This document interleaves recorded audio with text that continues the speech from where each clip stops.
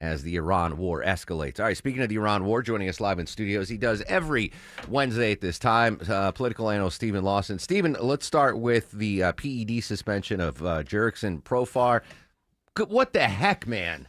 Jeez. I mean, it's just like, are we really going to do this again to start the season? Just such a bonehead. Yeah, they got to get that guy out of there. But as far as we're going to get to politics in a second, but you and I were texting when this news broke yesterday. Like, the Braves get an extra 15, 18 million, right? They don't have to pay this guy because he's suspended, right? They should get that money back. And I don't think that it counts against the collective bargaining, which is also potentially another plus. But yeah, they've got to use that money in free agency to go get. I mean, that's a critical hole. I mean, he was a top 5 hitter on the team. I mean, absolutely. So, yeah. big blow. All right, let's get to politics now. Iran, obviously the big story. Any implications here in Georgia with what's going on in Iran and the Mideast in general? Yeah, I think it's really important. Obviously, we've talked so much, Mark, about how close of a race, a state that we have, a battleground state.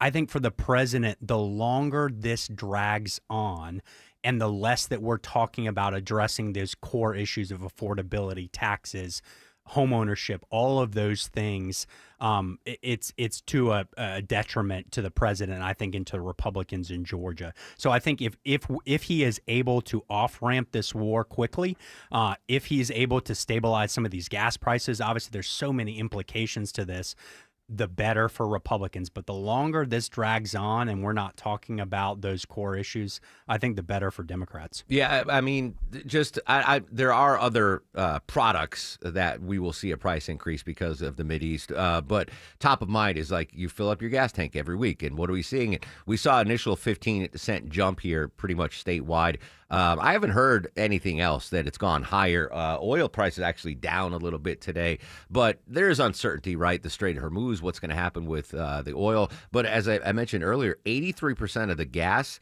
and natural gas and oil that's shipped through the Strait of Hormuz goes to Asia. So this is actually probably it's definitely a bigger issue for China than it is for the United States. It is, but even, Mark, that 17%, I mean, that could be a huge disruptor for both the Western Hemisphere, but obviously for American gas prices. And so I think any fluctuation, but again, I think the longer this drags on, the more implications, the more variables that come into play, other allies, other adversaries. Obviously, you're seeing the strikes against the UAE and other countries, which is really destabilizing the region. But again, it's all things that are not domestic focused. They're not those affordability issues, which again continue to be on the minds of so many Georgians and so many Americans. President Trump, the administration, this mission, broad Republican support. I think only Massey is against it, or on the record being against it. Democrats oppose it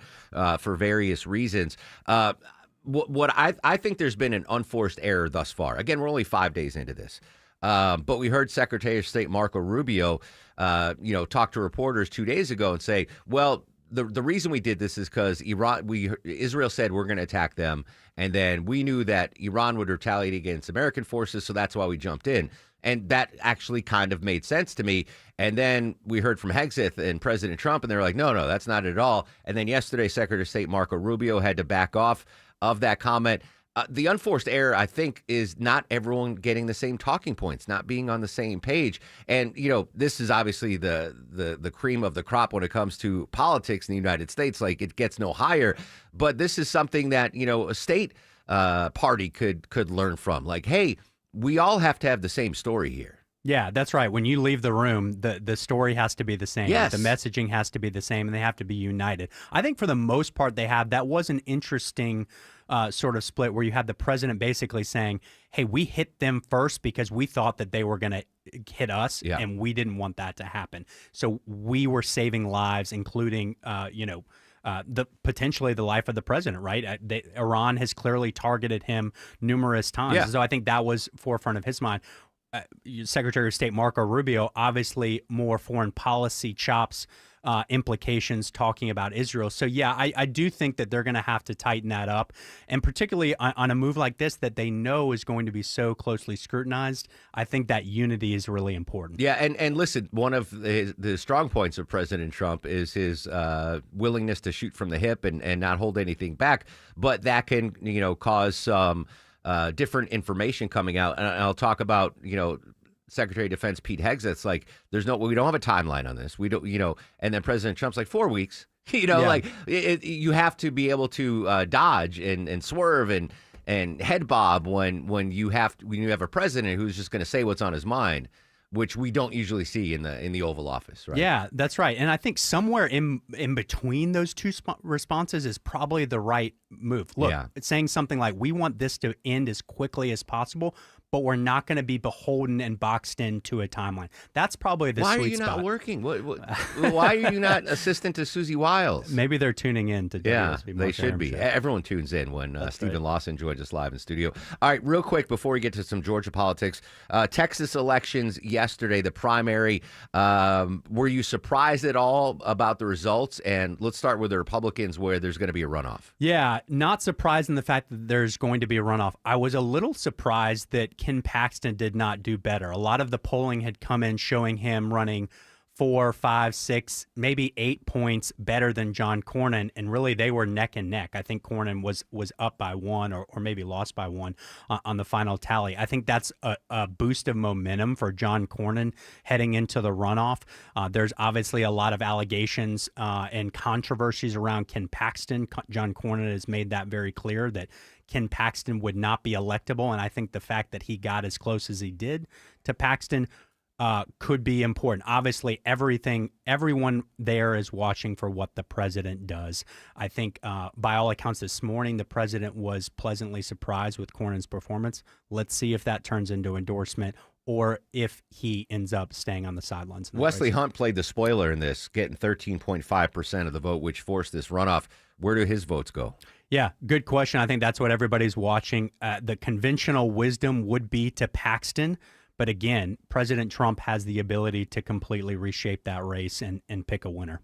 In Texas, the Democrats will not need a runoff. That I didn't know what way that was going to go, but Jasmine Crockett was defeated. Yeah, she was. And Tallarico, obviously the Democrat candidate, will be the nominee on that side.